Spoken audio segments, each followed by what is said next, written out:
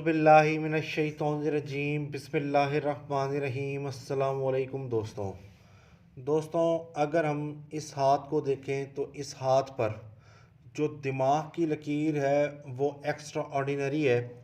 मैंने आज तक किसी के भी हाथ पर दिमाग की 3 शाखा लकीर नहीं देखी। आइंस्टाइन के हाथ के ऊपर भी 2 शाखा लकीर है। मौलाना अबुल कलाम आज़ाद के हाथ के ऊपर भी 2 शाखा दिमाग की लकीर थी, मगर इनके हाथ के ऊपर दिमाग की लकीर की 3 शाखें बनती हैं। सबसे पहले अगर हम देखें, एक शाख ये है, एक शाख ये, फिर इसके बाद ये आला ज़हनी और तंज़ीमी और फ़िक्री सलाहियतों को ज़ाहिर करती है। इसके साथ ही मुरीख मनफी के उभार पर तिकोन पाया जाता है, जो कि बेहतरीन तंज़ीमी सलाहियतों को ज़ाहिर करता है।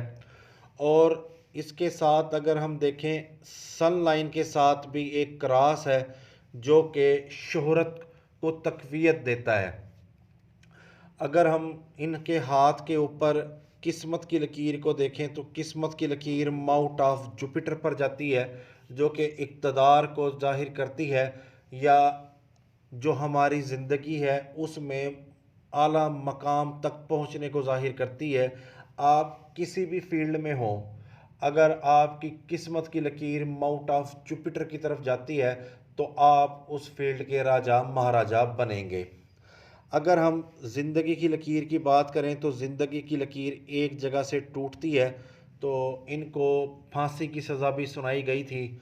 और ज़िंदगी की लकीर के आखिर में एक मुरब्बा बनता है, तो ये मुरब्बा कैद व बंद की सोबतें उठाने को ज़ाहिर करता है। ये हैंड प्रिंट मौलाना मौदूदी का है।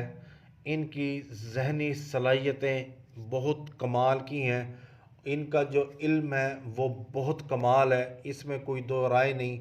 इतना शानदार हाथ, इतनी शानदार दिमाग की लकीर मैंने आज तक नहीं देखी।